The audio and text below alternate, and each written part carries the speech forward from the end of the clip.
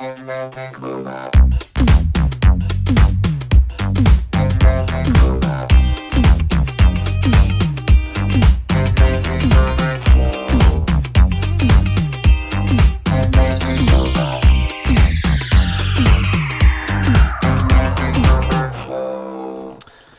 and welcome to the Atlantic Robot Show. We've made it to episode 2. Can you believe that? Holy shit. The amount of work we have put into this. I know. Incredible. I think it's already been rebooted and it's better than ever.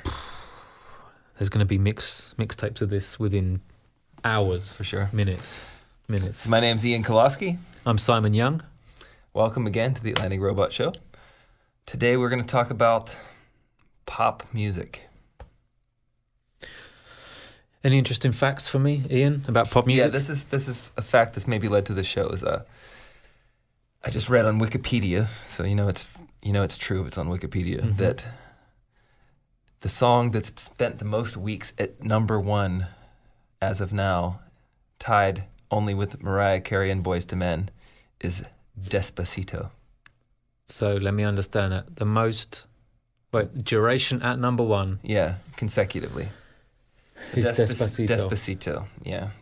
How long was that? How many? 16 weeks. 16 weeks at number 1 for Despacito. Okay, so It's a catchy tune. it's a catchy tune. This is one of those things I honestly don't get it. I mean, I get that it's a catchy tune, and I think the fact that it was originally in Spanish, then, Justin Bieber, I don't know, I think somebody probably just said, hey, let's put Justin Bieber on this, so it'll work in America better. But would it have worked if it was in German? Does anything? Cars. No offense to our German brothers. We're close. But I don't know. I like pop music overall. I think everything we do is more or less pop music in some capacity. The Beatles were pop music of their day. But I just never thought that was kind of that exciting of a song. It always seemed very vanilla to me, especially for kind of a Latino rhythmic thing, which I love, I think there's, we live in Prague, which I don't know if anybody even realizes that, but we're here in Prague. So we hear a lot of international stuff, and I think that a lot of languages kind of do and don't lend themselves to modern music, and I think Spanish absolutely does. I think it's a beautiful language for music, and especially pop music and dance music and hip-hop and stuff like that. French hip-hop. Yeah. MC a lot of stuff that works. A lot of stuff, Some of the languages don't necessarily work, but this Spanish, come on, it's great. But I just think there's a lot of great Spanish music. It just didn't hit me when I heard Despacito. And I usually kind of have an ear for pop stuff and like what I think, even whether I like it or not, I usually can recognize if something's gonna work or if it doesn't. The first time I heard what My Name Is by Eminem, I was like calling friends. I was like, oh my God, I just heard this thing. It's blowing me away. And I was in a rock band at the time, so my friends were like, what? You are the enemy at that point. But anyway, my point is I don't get it, but there it is. Number 1 for 16 weeks consecutively, the most weeks ever. Impressive. And congratulations, by the way, to those guys involved. That's no mean feat. Fonzie. I actually do mean that. Congratulations. Yeah, amazing. So in that case then, that poses the question, pop music, as we are now talking about, is a much, in some camps, despised art form. Well, I think to like clarify that, obviously we work in a business, and I think probably anybody who's listening to this and listening to us talk probably it works in or is at least interested in this business. So in this business, there's a lot of musicians and a lot of musician types and a lot of people that are kind of music snobs. So I think people in our circles dismiss pop music, although clearly it's the biggest thing in music is pop music. Obviously, popular music has always been. But in our circles, I think people dismiss it as, not valid in some way. Less worthy. Yeah. So my question is, pop music as an art form, is it art? No. And if there is art in it, where is the art? Where is the workmanship? From your opinion, where do you think this, the art form of pop music, where is it? I mean, of course it's art. And as I said, Beatles were pop music in their day, Rolling Stones were pop music. And of course it's art. And I mean, today, there's different things and there's different things involved. I do think it's an art form for sure, and it's an amazing piece of craftsmanship. I don't necessarily think usually that the artist the face of the thing is necessarily always the talented one. Of course, they have their own talents, but I don't think their talent is music. I've said this about Madonna, who's a legend in music. She's an extremely talented person. People try to say, oh, Madonna doesn't have any talent. Of course she does. I don't necessarily think it's singing or even music, but Madonna is an extremely gifted person. And I think that's kind of the case in this field. And I think pop music is probably more of a producer's genre, Agreed. I mean, think about Max Martin. Tell me Max Martin's not an artist or not a genius. I mean, come on. Mm-hmm. But then, again, do people who listen to all of his massive collection of work even know who he is? Yeah, most people have no idea it's him that's creating most of this stuff. Right? Yeah. So all right, so let's break it down then. I agree with you. I would say I think pop, for me, actually, is almost at the pinnacle of some kind of musical art form of where we are today, which I'll expand upon later. I've got some quite strong opinions on why I think pop music is actually good for a couple of reasons. But let's break it down and try and explain why we think there's an art to what we hear as pop music. For example, I see a couple of clear trends going back from, so let's start with the Beatles. Everyone knows the Beatles or Chuck Berry, anything from the 50s or 60s. You see this general trend of, melody. It was very, very strong, and it's slowly disintegrated to the point where today, I guess with the help of hip-hop and electronic music, today modern pop music is heavily rhythmical bass rather than melodic. For sure. That's just one very easy observation I can make. Ian, what would you say? I mean, definitely that. But I also think most people would agree that these days, pop music, if you call it pop music, like kind of what you hear through the mainstream channels of, if anybody even listens to radio, I don't think so. I don't know. But what gets pushed, not what there is, but what actually gets money behind it. And I think that is formulaic. I think that's always been formulaic, though.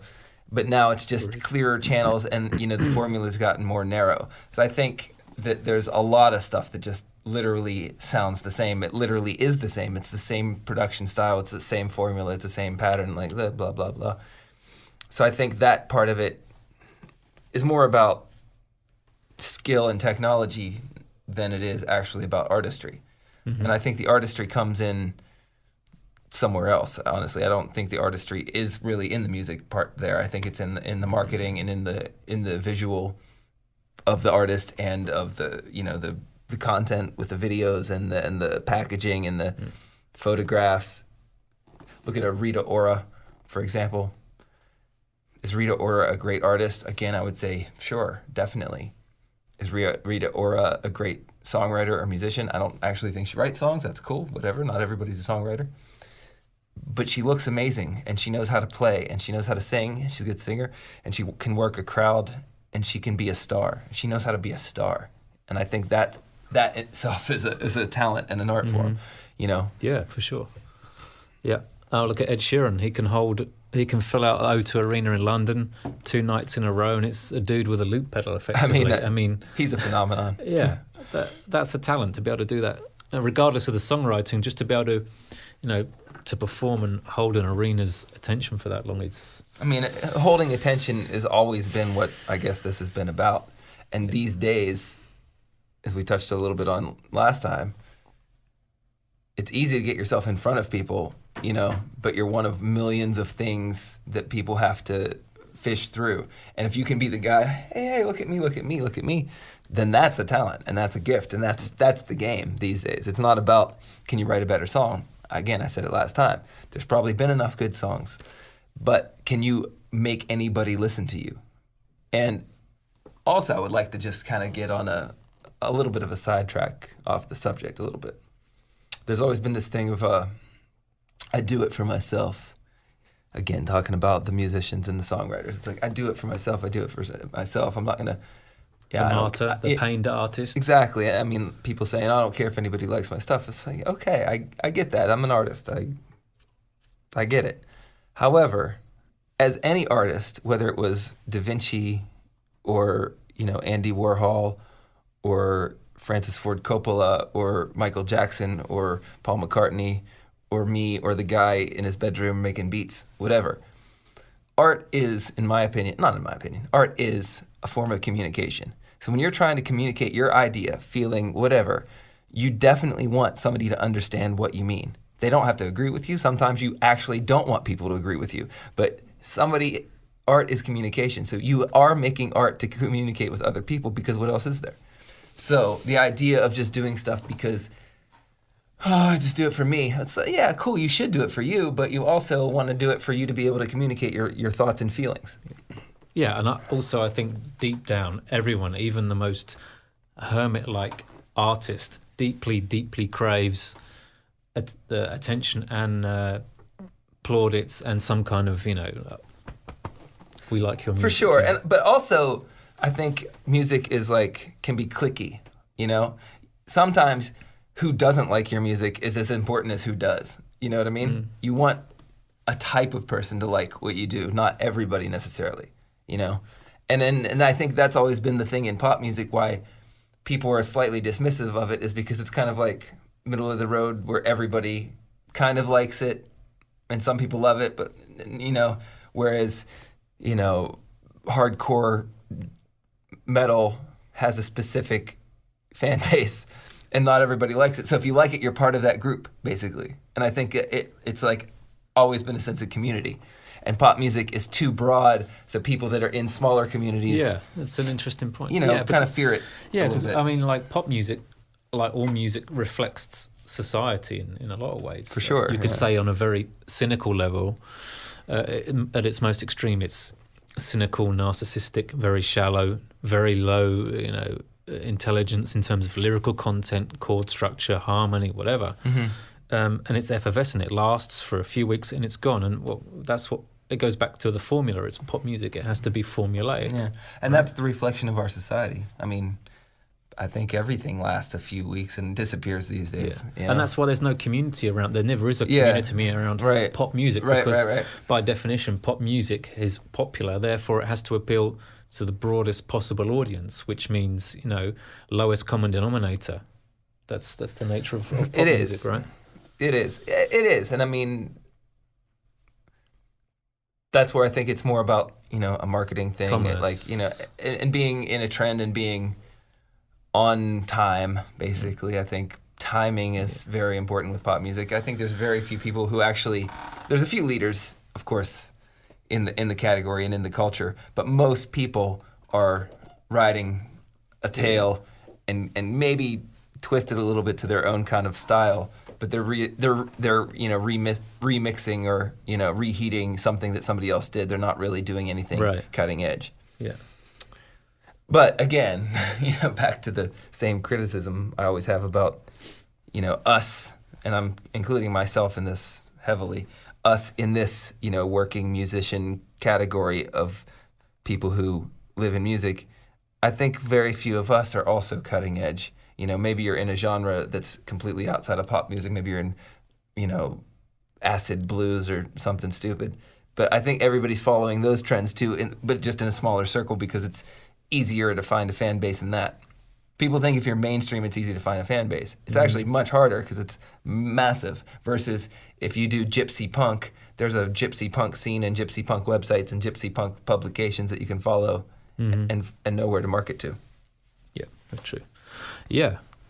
Oh, and going back onto the main thread, you kind of derailed us, like you. Sorry, you I do. It's okay. That's what I do. I derail.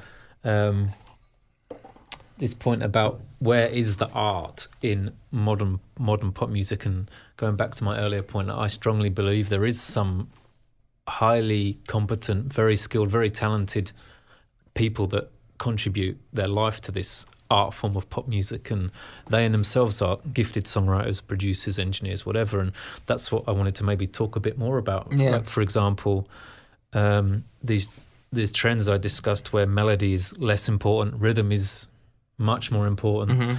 Much more simpler harmonies in songs.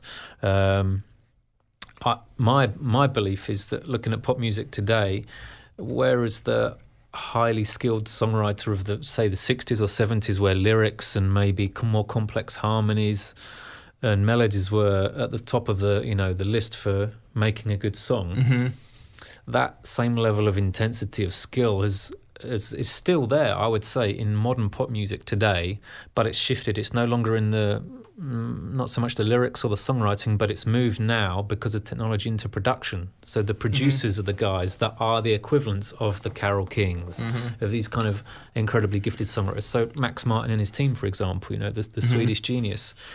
If you pull apart a modern pop song, I would say, hand on heart, if you break down these songs, they are in some ways masterpieces of modern music. Okay, they're not lyrically amazing, they're not harmonically that complex, but that complexity that we used to expect in lyrics or in harmony has shifted into textures from sounds, from sound design, synth programming, and all these kind of layers that these guys write. You look at modern pop music, it's all about a very, very quick succession of extremely addictive hooks, a few seconds of a hook, then another amazing hook. You listen to any of those Max Martin songs, it's a massive hook after a massive hook after a massive hook. And the work involved in that, I don't know, to me, it's amazing. And I think actually Max Martin said somewhere, you can probably guess I'm a fan of Max Martin. He said he thanks Dennis Pop, his mentor, for showing him that it's really hard to make this seem simple. Because it sounds simple. You listen to any of his hits and you say, like The Weeknd's I Can't Feel My Face. You listen to it one time, that's simple. You break that down and you try and create something similar, you very, very quickly realise that there is a huge amount of talent involved in creating it. Not necessarily songwriting, but, like I talked about the other stuff, the technological aspects, which for me are equally as impressive as amazing songwriting skills. I mean, I basically agree with you. I mean, I think like we talked about, if you talk about painting, the old Renaissance guys, had to paint stuff really realistically. That was a skill. That was because you couldn't get a nice photograph back then. Yeah. Whereas Andy Warhol recycled stuff, and I'm from Pittsburgh originally, and there's an Andy Warhol museum. I've been there, and some of it, and you see, and it's just like, wow, this was. He's a Pittsburgh local? Wait, yeah, he's Pittsburgh, Slovak-born Pittsburgh guy who moved to New York. Anyway. That's eerily similar to you. Yeah. opposite track. But yeah, I mean, just, if you showed an Andy Warhol painting or piece of work to, Michelangelo, what would he thought of it? Yeah, probably wouldn't have thought it was great. Just as if you played something from today that's a big hit for George Martin. Maybe it's the name Martin is the production genius. George Martin of Beatles fame, obviously. Chris Martin, the poor man's Radiohead, by the way. Yeah. But anyway, it's the same thing. It's like what. It's true, and popular music should and is a reflection of the times. So what was important when the Beatles came out, when people listened to stuff in mono, literally, just putting two things together was an amazing feat, that it wasn't just a microphone in a room while a band was playing. So George Martin innovated the modern recording techniques, Right. And people would probably, I remember hearing from my dad, for example, people saying, "Oh, you overdubbed that? That's crazy. That's, you should have just played it." I'm like, what? And nowadays, it's just, you just gotta roll with the punches and stay with the times. Yeah. And then you have like great artists that are coming out. Like we were just discussing the other day, this Charlie Puth. Yes. Berkeley graduate. Kid's doing everything. You know Talented what I mean? Kid, yeah. I mean, in his now nice apartment, but like on his computer, a guy who's making all the sounds, doing all the music, writing the songs, writing the lyrics, putting it out himself, and it's great. It's not my thing, I'm a thing. I got this thing where I'm older than these kids, but I love modern sounds. I'm a producer too, so I just love new stuff. And also, another pet peeve, because we're talking about production a lot. It's like our industry, the audio industry, is the only industry in the world where people glamorize and hold on to ancient technology. When in any other field in the world, if a new system or a new product comes out to make things better, bigger, and easier, people love it and run to it. In our technology, people are saying, "Oh, it's still gonna be on 2-inch tape." It's like, 2-inch tape? What? I get it. It has a sound. Doesn't mean it's the only good way. But it is good, I guess. It's. But you know what people were doing when they made 2-inch tape? We're trying to make the most accurate representation of the audio. And why we like it nowadays is because it's not accurate. The same thing with vinyl, like this whole vinyl thing. It's like it does have a rich, warm sound that makes you feel like you're getting a hug, but it's not accurate. And all those people who used to make records that came out on vinyl, when their stuff finally came out on CD, they were like, "Oh my God, it finally sounds like what I always thought and what it sounded like in the studio before it got squashed into this record." Another sidebar. Sorry to keep derailing our topics, but I had to get that out there. It's a valid point. But but anyway, talking about this kid, Charlie Puth. Yeah. Puth. I don't know how you say his name. I guess it's Puth, huh? Sorry, I would go with Puth if it was my name. Yeah, me too. Puth is in the pudding. But anyway, there's kids doing it. So what I was gonna say was, he's got the work ethic. Yeah, he's putting in the hours. And the music's good. And I love, for example, Lana Del Rey. Not necessarily because I specifically love her part of the contribution, but the whole package, which she's obviously the face of and the voice of. But the production, I love Lana Del Rey's stuff. It sounds amazing to me. Especially the Dan Auerbach production. Yeah, he's amazing. West Coast. Yeah, West album, Coast. right? Great track. Yeah. Everybody should go listen to that right now. Yeah. Very nice. But where I am is I'm older than these kids, but I still love this modern stuff. And most people my age are holding on to this vintage idea, this like old, like, oh, no, I still want to sound like him from the 70s. Like, dude, you weren't even born until the 80s, but okay. And I want to sound like ultra modern. However, where it gets me is I'm still a fan of songwriting. And these cheap lyrics and stuff don't speak to me. Mm-hmm. So I want to make, music for grown-ups that's also modern and cutting edge, but somebody who's like 30 to 50 or 60 could like, because I can't be the only grown adult man that likes new sounds, that doesn't want to live in the past. I don't want to go to old Guns N' Roses concerts and stuff. I just I don't. I like new stuff. I just don't like that it only speaks to kids. Mm-hmm. Yeah, well, like my personal taste in music, it's really, really diverse. And I have, for me, whether it's completely new, very clean and dry sounding electronic music, or Mendelssohn, doesn't matter. I don't care. For me, if it's something that I find really nice music, I don't hold it in any higher regard than anything else. Like I was telling you just earlier off camera, I was on this live Facebook session with a favourite electronic composer of mine, BT, and for example, I'll listen to BT, and then the next day I'll listen to jazz. It doesn't matter for me. Yeah. I don't have any kind of preference over 70s rock over 90s electronic music. I don't care. For me, if I think it's good quality music, I'll listen to it. So. Right. Yeah. Whether it's totally new sounding or old sounding, and I think we're similar agreement in this respect that we like to mix the two as much as possible. Of course. I mean, in our productions, anyway. I'm certainly not saying that everything new is better than everything old. Absolutely not. I mean, I still like a good Moog, and if I'm gonna play a guitar, it's gonna be an old one probably. And if I'm gonna play, I love vintage drum sounds. Putting some mics on some drums and using that. I love that stuff still, and I do it all the time. And I agree with you. I mean, and I think that's a thing. I mean, we're definitely not, with this show. Obviously, we're not trying to give advice. We're just trying to talk about our opinions and hopefully hear some feedback from other people what you think. But if I can give a small piece of advice to everybody about this whole pop music subject is don't just dismiss it based on the picture, because exactly what we talk about as musicians is like, don't judge a book by its cover works both ways, because look at, what's his name? The English kid from One Direction. Harry Styles. Everybody in our little community here is loving Harry Styles because he made an old sounding record. You know, He's the next David Bowie. I read.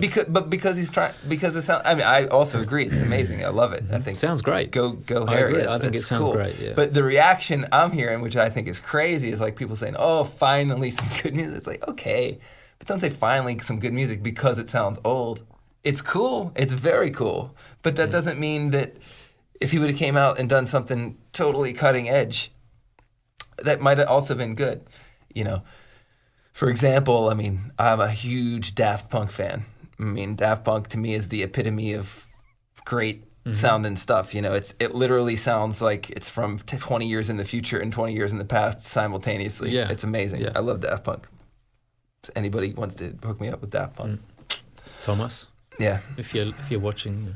But I think that you can find the artistry and you can find the skill in all this new stuff. And don't judge the book by its cover. What I was getting at is, you know, a lot of these guys that we know that are musicians say, oh, it's not about the image, it's not about the image. Okay. But some of these people that have good images also do good music. So you can kind of go back both ways. Lana Del Rey is a great example, in my opinion, because I've been trying to turn on my musician friends to Lana Del Rey for years. I'm like, man, okay. They're like, oh, but she's stupid and her dad was rich. I'm like, so what? You know, you're going to criticize somebody because they had a rich dad or she's not sincere. It's like, it's an image. So listen to the music behind it. It's amazing.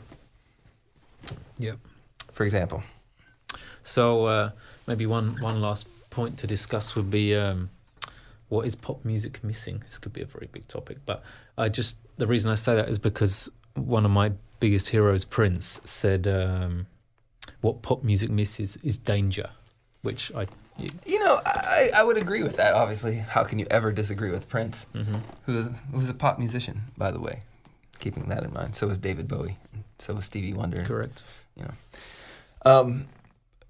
Yeah, I mean, I kind of think what I was touching on and what I strive to do nowadays with my own music is I think that in a way, in the process of making it technologically great and in the process of making it spectacular, if you go see a pop show these days, Justin Bieber or whatever, it's spectacular. It's unbelievable, those shows. Bruno Mars, whatever. But what I do think is missing is a little bit of depth. A human element to it, you mean? Well, the human element, I mean, you know, Mark Ronson's making some amazingly human-sounding music. Yeah.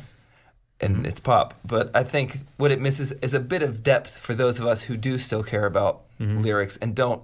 And I mean, not that I'm saying like a Bruno Mars lyric is necessarily bad. Uptown Funk, for example, is an amazing song on all levels. The lyrics are amazing, the production's amazing, the song's amazing. But I don't think that all stuff has to always be about the party or about the broken heart or about the thing. You know, we've heard all those songs 1,000 times, 1,000,000 times in our lives. Maybe somebody could come out and do something a little bit different. It would definitely catch my attention. It would get everyone's attention, right? I think. But yeah, and I was actually going through the Spotify charts and the Billboard charts over the last 3 or 4 years, and you know, I was guilty of this as well to some extent. That the belief that pop music was somehow very, very narrow, and it's actually, in a way, it's not. When you look at the influences of I looked at all of the number ones since 2010 on the Billboard chart, and there is a really, really diverse range of music from electronic. I mean, it's all pop music, but that each track is heavily, heavily influenced by a different genre. So there's some heavily electronic music, there's hip hop, there's R&B, there's classic soul music like Adele, for example, and everything in between. So there is diversity there, but. Going back to my question. But also a similarity, I think. Yeah, and I think we go around full circle, I guess, in the end, because it's popular music, so it has to follow. You mentioned this earlier, this really strict formula, because that's pop music. You know, it has a certain format. This format we know works. It has done for 50 years, and it's never going to change. And so, if you want more depth, generally, you have to look out of what is pop music. I would say. For sure. I mean. Yeah, I mean, don't get me wrong. There's a mountain of amazing music that isn't necessarily considered pop or mainstream by any means. That's amazing and deep. Wolfpack, for example, they're virtually instrumental music most of the time, and jam band with lo-fi videos and stuff, and blowing up in that circuit, and they're amazing. And or anything on the NPR Tiny Desk concerts. Yeah. Just hit that playlist and there's just and the coolest stuff and there's there. amazing stuff happening in hip hop these days. I think that's where a lot of depth is coming from. Yeah. I think hip hop, which I grew up with, and that's what I started being into music, was I was into Run DMC and Beastie Boys and stuff. And I still love hip hop music, although I don't do it. But Anderson .Paak, Kendrick Lamar, all these people. These are our people saying something, and these are people doing something amazing. And I think it does leak into pop music. And Kendrick gets a verse here and there. I think he even did a song with the dreaded Taylor Swift. I think there's a Taylor Swift song with a Kendrick Lamar verse on it, which blows my mind a little bit. But anyway, I mean, you look back like even 10 years ago, maybe 15. Electronic music was still typically a subgenre. For wasn't sure, mainstream, and then hip hop has has assumed its role at the top of popular music. It is by far the most streamed music. It's really at the cutting edge of everything in modern popular music. Hip hop is pushing and driving everything, but those two camps would never have listened to each other's music on a big scale. But today, now they're collaborating. The contamination or collaboration between these two genres is almost complete. So you look at the top of the charts, and the boundaries between these kind of genres, I see them, are just kind of dissolving in some ways. I think that's a modern thing. I think that's a modern thing, is like the collaboration, and everything is something featuring somebody else, and it's usually completely out of genre. Yeah. And I think there are no genres. That's cool. That's cool. That shouldn't be, Yeah, well, genres for me are something which I'm not necessarily comfortable with, because there's so many great songs or types of music that you can't really put in a genre. If it's good, it's there. Yeah, and you take a song, you can play it 20 different ways and make it 20 different genres, and it's all at the heart. It should be the same song, right?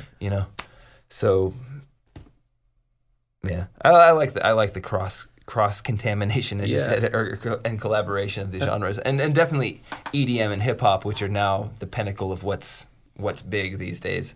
For the time being, For the time being, actually credit the genius Kanye West, which I do love Kanye West, for the record.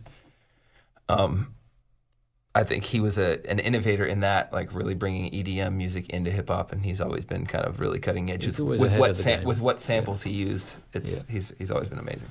And about Prince's point of pop music doesn't have danger. He's totally right, but maybe it's going to come. A bit. It will come back. Music goes in cycles. Rock has disappeared. Country has taken over what used to be rock. Country is massive. Country music is absolutely huge in America. Mm-hmm. It rivals electronic music and hip hop. Those are the two things that most people listen to on streaming. Mm-hmm. But maybe rock music might wake up again in the next few years and bring some danger. Who knows? Like Guns N' Roses, for example, or something. The danger's coming because there's no barriers anymore, as we talked about last episode. There's no more gatekeepers. So when somebody does something that resonates with the people, that's dangerous, it will come out. And there's a lot of danger in some of the hip hop music. There's some crazy stuff happening out there. The Antfort, they're kind of dangerous. Yeah, edgy. I definitely would go to the show, but I don't know if I'd want to hang out after. But it's coming for sure, and it's taking over, and it's getting more popular. I think there's a bubbling up of stuff, and it always happens. So what's going to be the next punk? This is the great question. You never know what it's going to be, right? Yeah, that's true. The last punk was the EDM. Before that was hip hop. I think these are the way things are going. Before that was obviously actual punk, and then rock and roll was that before that, and it always goes. So what's next? Who knows? Right. It's hard to imagine what could possibly be next. I don't think you realise Maybe it's going to go back to folk. Could be, or jazz. That's the thing about living in, as we do. We as humans, we don't necessarily know or appreciate what's happening in the moment. So we didn't realise punk was this massive thing until years later, when you can look back and see, hey, that was like some kind of epoch in the time. Yeah. Well, when Nirvana came out and hit big, I think that was actually one of the most obvious changes. I remember Nirvana coming out, and literally when they came out, everything that was out currently just immediately looked stupid. It was kind of really overnight almost. But if that's ever going to happen again, it's hard to say. But you know, so I hope so. When this Despacito came out, but I think this is the exact point of back to full circle on this episode. I think Despacito is not dangerous. Right. It's exactly formulaic. Yeah. This is my point. It's it's a nice crossover. You know, Latino music is becoming more and more into the mainstream. But I think, but I also think, I mean, it's still just a basic hip hop ish track. It just happens to be in Spanish. Is the only thing that's really gives it that much Latino vibe. Mm-hmm. You know, we'll see. I mean, maybe it was just really good timing. It was a nice song in the summer. Launched at the right time. Got a great video. But the video was also nothing amazing. It was just, you know, some pretty girls and some people dancing, having a good time in a street party. You know, biggest video ever on YouTube. It was like 2 billion views or something. It's over 3 at this point. 3 billion. Yeah. And climbing. So help us get the Atlantic Robot show up to at least 1,000. Yeah, at least give us at least our first billion per episode. Yeah, that's it. But yeah, we're going to sign off. Enjoy the rest of this vino. I think we managed to pack in the most important things, or the biggest things we had on our mind about pop music. I guess we're going to come back and revisit this. Yeah, and please give us your comments. Of course, we want to hear what you think. We'll revisit it. We'll talk about your comments on a future episode. We're here to have a discussion. You know, like we said before, where most of the time we spend in a dark room with no windows, looking at a computer, making music, which is amazing. However, it would be nice to have some communication sometimes. So we decided to record what we talk about. And please subscribe to our YouTube and iTunes podcast channels. And we will see you on the next one next week. Hear you in a week. Yeah. Thank you.